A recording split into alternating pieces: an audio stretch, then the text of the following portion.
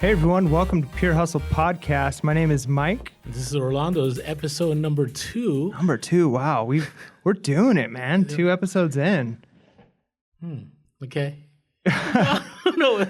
Anyways, it's just a start. But if you haven't listened to episode 1, go back and listen. It's great stuff. But we're glad you're here joining us. No, so and I would say it's been exciting just seeing you, Mike, and develop and just make money and knowing that hopefully we're helping some of you out there that you're listening. And those of you that have been in the reselling game for a while, I'm so excited about learning more from all of you.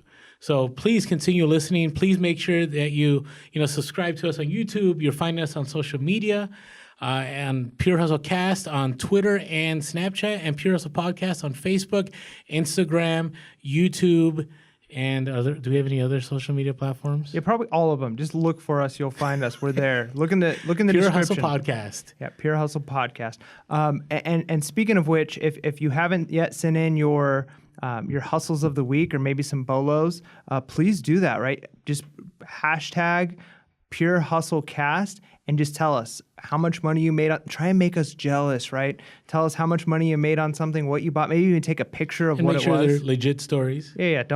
We don't want any big fish people out there, but tell us what you're making money on. And as everyone is sharing these items, you might be walking by expensive money items every day and not know that they're worth money. But as we share this information, we might start making some more money. So make sure to do that. True. And also, by the way, you can call us and leave a voicemail. You can call us at area code 619-738-1170. That's 619-738-1170. Oh yeah, call in, leave a little message, and we'll make sure to play it on the And podcast. I think they have about 3 minutes, so make sure you don't go over 3 minutes. Yeah, don't go too long. But give us either a question, a comment, a bolo, just anything. Just give us a call. Your hustle of the week. Hustle of the week. That's hustle of the week. Hashtag Pure Hustle Cast. Just do it. Or Pure Hustle Podcast. But if it's hashtag, it's Pure Hustle Cast. Okay, all right. Yeah, okay, Pure all Hustle right. Cast. Yep, okay, yep. see, because on Twitter. Twitter, Okay. yep. All right, hey, let's get into the show a little bit.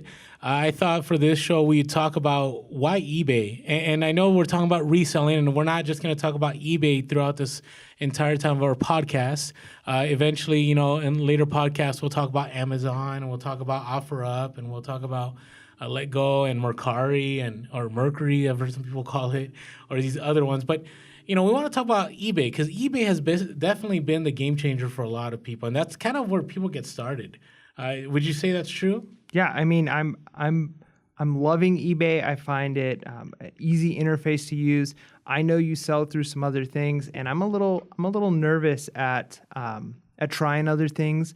But I feel really comfortable so far on eBay. It's been pretty easy to use. And why do you say it's easy to use? Run me through that. Talk to me about that. Well, I mean, one of the nice things is I feel like most people have bought or sold something on eBay at some point in their life, right? I mean, eBay's been around forever. And if you can buy something on eBay, you pretty much can list something on eBay. It's that simple. You're just taking a couple pictures, you're pushing a few buttons. You don't have to, if you've got a buying account, you can already sell stuff, right? Like you're already good to go. You don't have to apply for some other account. You don't have to go through any other, just post up an item and sell it. Okay. I see your point. I mean, eBay's been around for a long time. Like I said in podcast 1, I had a friend in 1999 that was selling on eBay. Right, and eBay has the ability of learning throughout that time how to improve their system. Now, they do get a lot of criticism, but I want to make sure that on our podcast we're always positive. If there's things that kind of annoy us about eBay, we'll make sure to bring it to light. But overall, it's like you said, if you've bought on eBay, the selling side of it, yeah, there's a little bit of research, but it's definitely doable. So talk to me about the process of like your first thing you listed on eBay.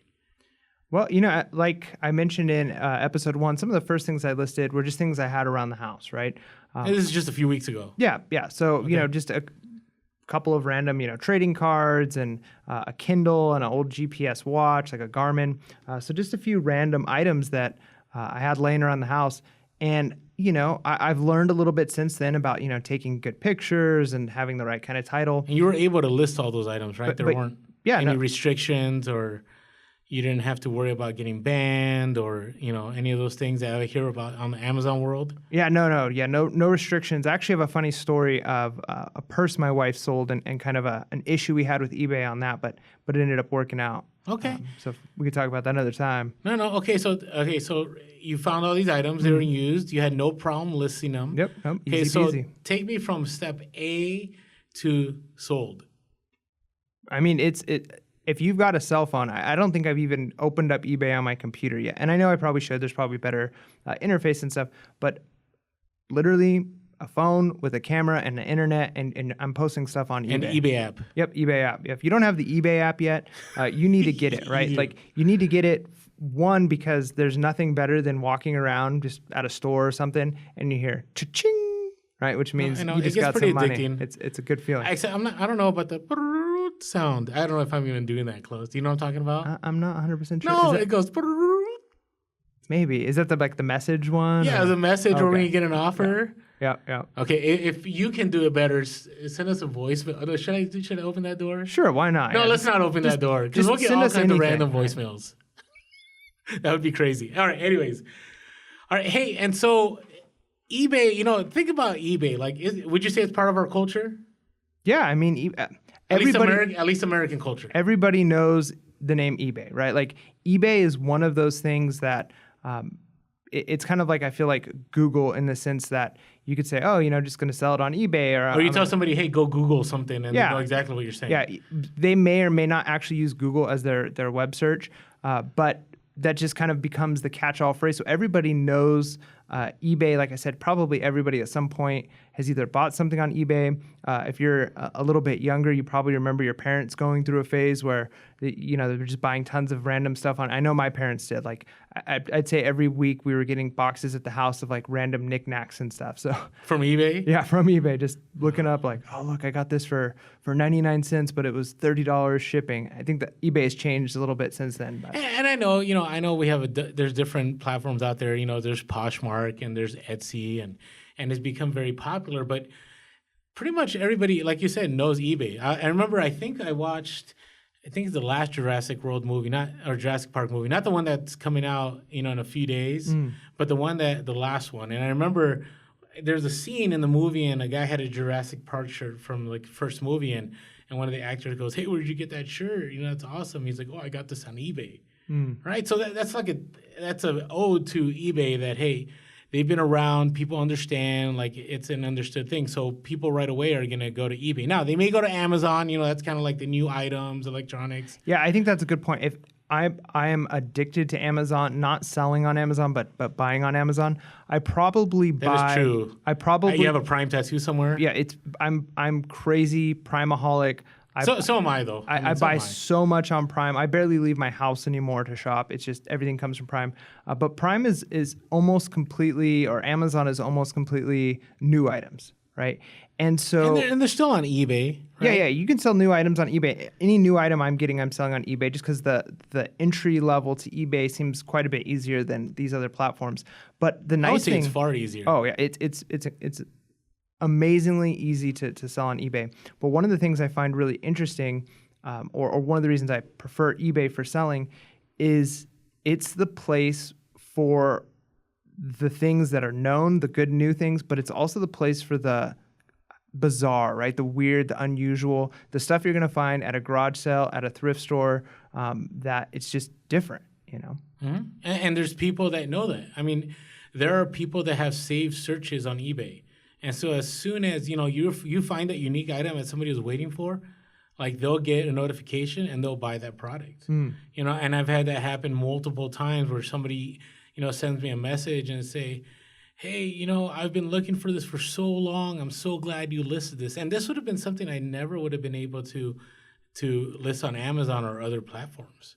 And so talk to me about, eBay as far as like why you're kind of in this place that, for a beginner, this would be really easy.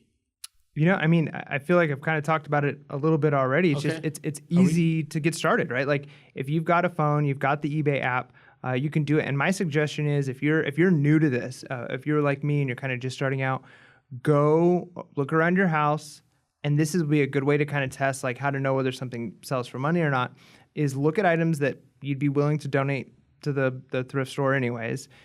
Look it up on eBay, check to see if the sold items and is this item selling, and just practice. List a couple of items and sell it, and you'll see how easy this is to do. Okay, and I would say on the other side, I've been reselling for a long time, and I've heard a lot of people go, "Hey, I'm going to have my own website, or I'm going to start a Shopify store."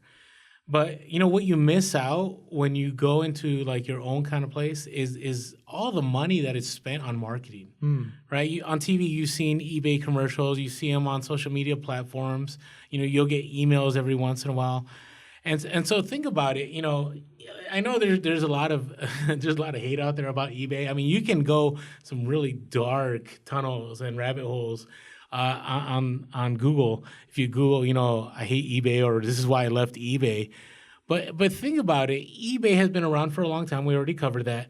But eBay wants to make money, right? And so their goal is to advertise themselves over and over and over again as much as possible, right? And to make it as efficient as possible for people to buy their items.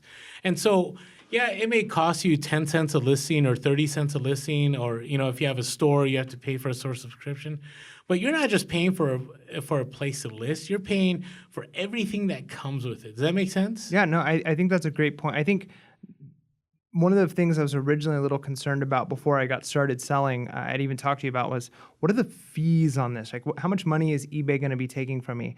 And at first, when I heard, about 10%, depending on the item, at first I was a little bit like, that's a lot of money. But as you mentioned, I'm able to reach an audience. I'm able to reach a market of people for this one item that I'm selling that I would never be able to reach. Like, let's say if I were to try and use Craigslist or something else. Yeah, because you're stuck to your local area. Right, exactly. And that was one of the reasons, I'm totally okay with paying that 10%. I don't even blink at it anymore, is I can find an item that I would probably never be able to sell locally, or if I would, it would take, forever to find that right person. There might only be 100 people in the United States that want this item. But on eBay, I'm reaching all of them, right? Like every person who has internet access, and like you mentioned, many people, if they're looking for stuff, they're looking on eBay.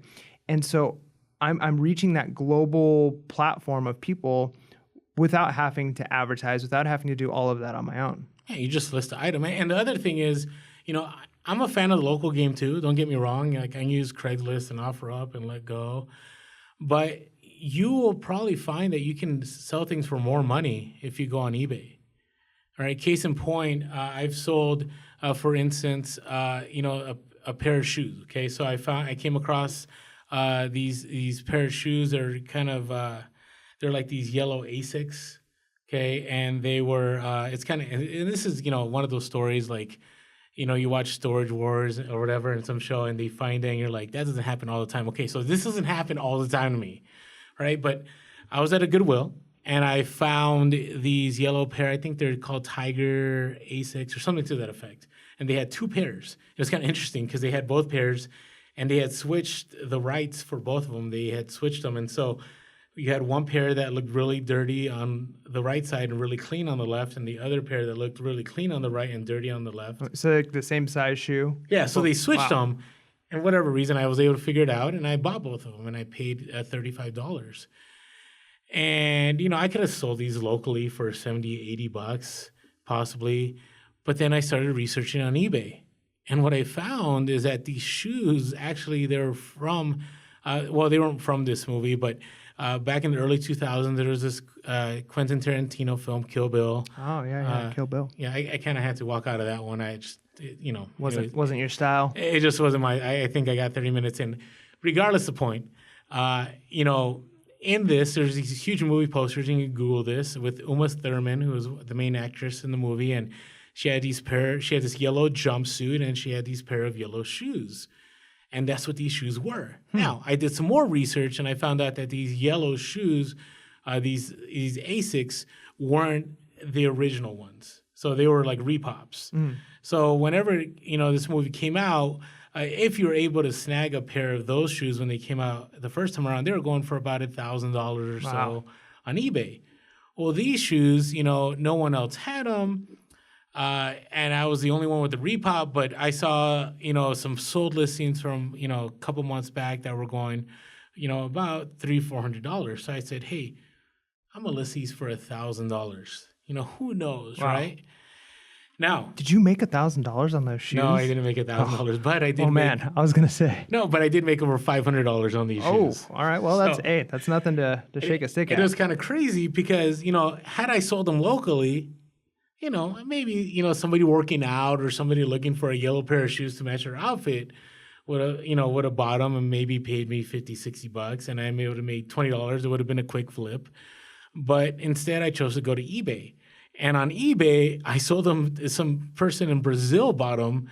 I think they paid like $80 shipping or something to that effect. And eBay has this incredible global shipping program. If you haven't used it, if you're a veteran reseller and you haven't used global shipping, I strongly urge you to use it.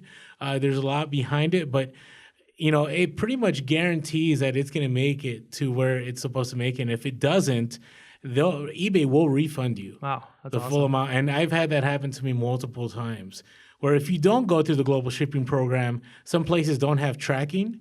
And so, it'll get to that country and you have no idea if it makes it.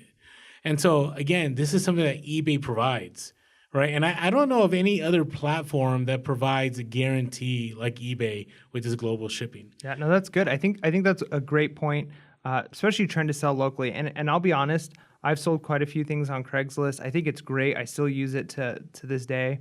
Just the other day, I sold like a whole bunch of fishing stuff that was like, it would have been impossible to ship because it was like big rods and stuff. I mean, I could have shipped it, but I think I sold it all for like $40. It wasn't worth shipping. Okay. But it's always a little awkward, either meeting somebody at a Starbucks and trying to find the right person, or if it's a really big item, like I've sold a TV and given away a couch on Craigslist, and people come to your house, right? And especially when it's like, I'm going to come by and pick it up tomorrow. What's your address, right? Or what time are you available and then tomorrow? You waste all that time, right? Like, well, here's the scary one, right? Like this is what, and maybe I'm being paranoid, but when they say like, are you available today? And it's like, no, I'm not available. I don't get home or I'm not available till after 6. Okay, I'll come at 6:45. What's your address, right? And so I'm contemplating in my mind, I'm giving this person my address, and I just told them I'm not available, right? Like, this is a little scary. Like, they might know I'm not home. Why would you do that in the first place? Well, because it's the other option is to send the awkward text. Did you leave text. a sign on your door like nobody's home? No, yeah, that's basically what I'm doing, right? Okay. But I kind of feel like the other alternative is that awkward text of, I'll send you my address right before you come, right? Like, so it's nice eBay in the sense that I'm in my own house. I've listed my items. I pack it up. I can pack it up in my pajamas. I can print the shipping label. Do you just like live in your pajamas or something? Well, it's the morning time on the weekend, and you're kind of like just Star Wars relaxing. themed, like your T-shirt, or yeah, that's right, Star Wars, right? So, it's nice. It's nice to be able to ship anywhere, and to be at the comfort of your own home, make your own schedule.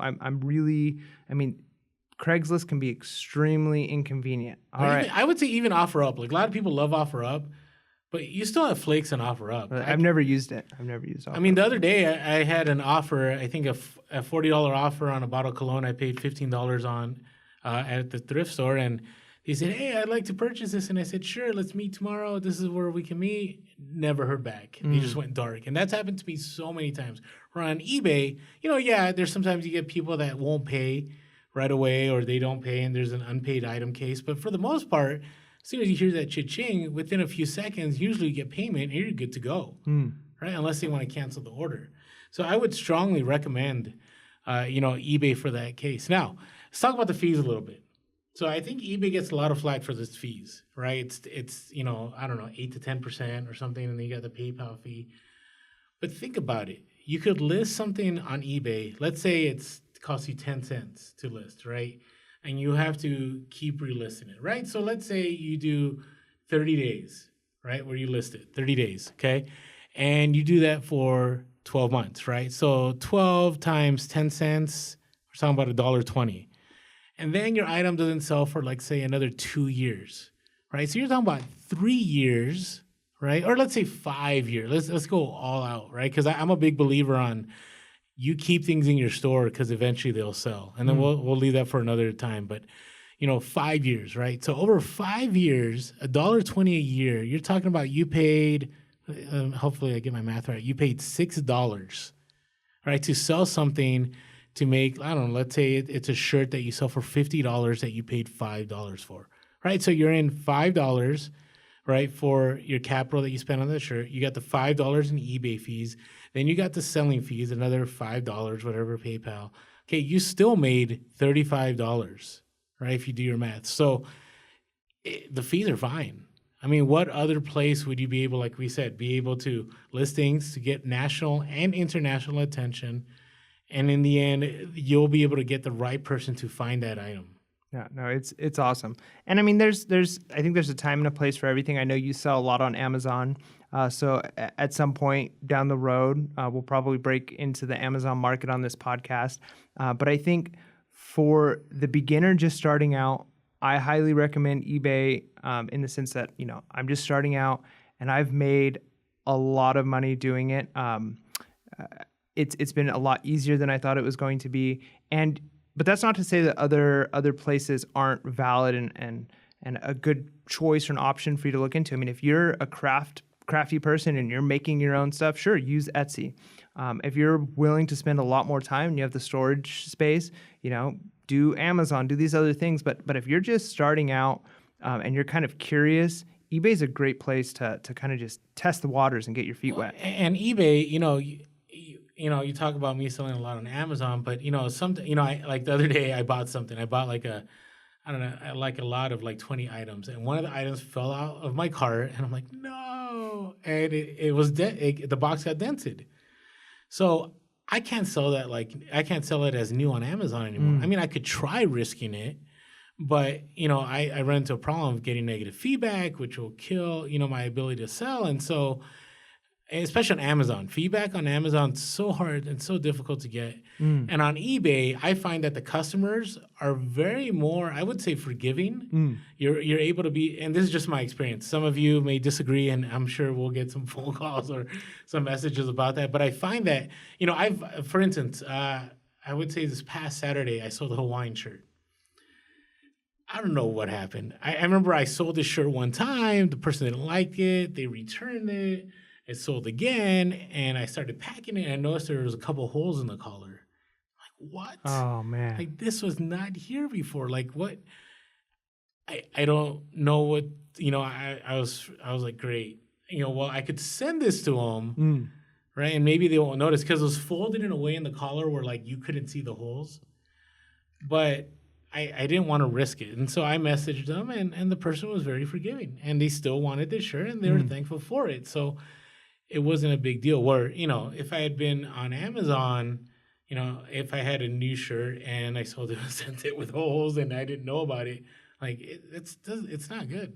That's crazy. And I'm glad you brought that up. I'm kind of interested, and again, I'm learning and probably have made a few mistakes on this, so you can chew me out if I messed up on this one.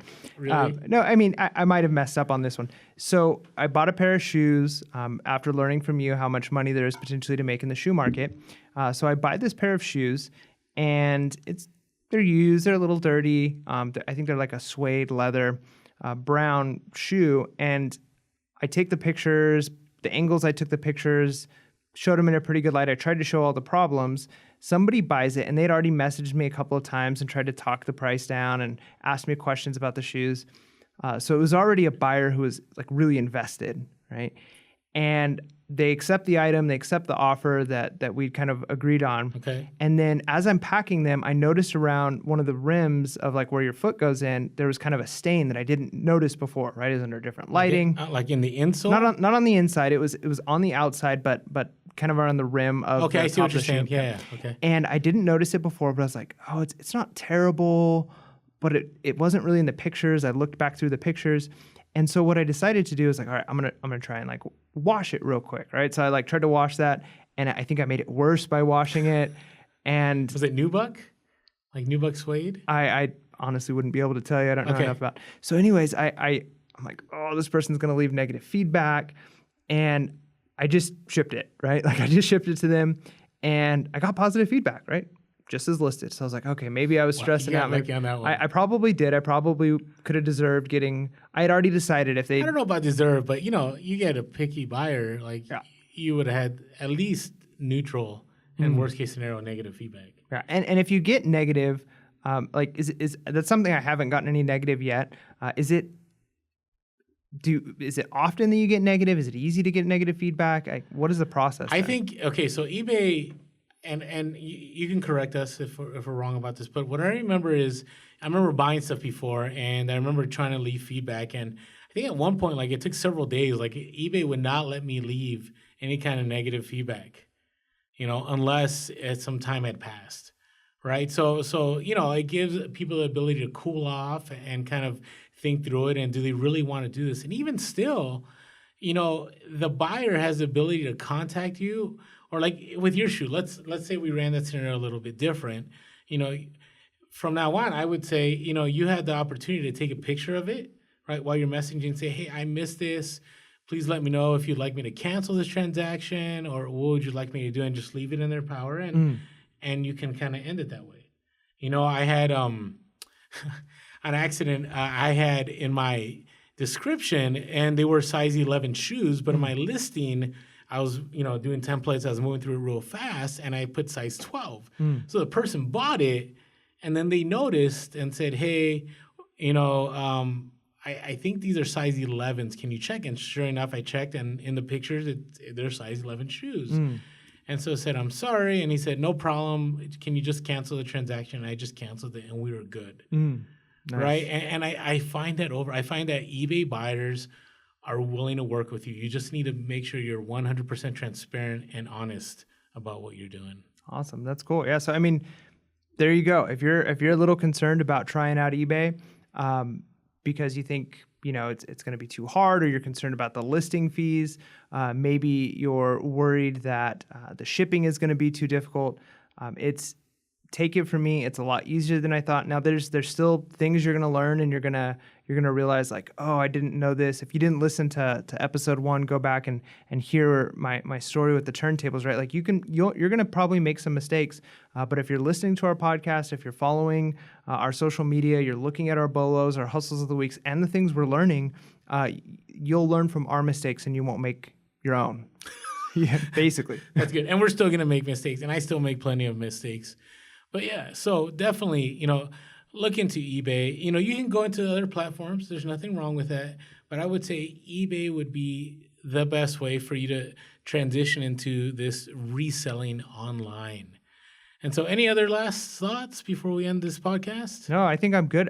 Remember, send your hustle of the week to Pure Hustle Cast. So just hashtag Pure Hustle Cast on Twitter. If you put in that hashtag Pure Hustle Cast, we're gonna see it. Blast out there what it is, how much money you made. Take a picture of the item, send it to us, and then we'll mention it on our show. Or you can also call us on our Google Voice at area code 619-738-1170. And make sure to follow us on Instagram and also Snapchat and Facebook. Did I say Instagram already? And Twitter. Twitter, I think we missed. So hey, you'll see it in the description. So hey, thank you all. Hey, I want to encourage you all, just find something around your house, or take the time, go to a garage sale, do the research. But eBay is probably going to be your best bet to get started on reselling. And those of you who have been reselling for a long time and walked away from eBay, I encourage you, kind of come back slowly. And by the way, we're not sponsored by eBay, right? Nope. As far as I know, I don't have an eBay T-shirt. No, we don't have any sponsorships. So if you're a business and you're looking for somebody to sponsor, this is only podcast. Wait. I'm just joking. We're here to help people. Okay. Anyways, hey, thanks so much for listening. Make sure that you're being real, be relevant, and be reselling. Peace.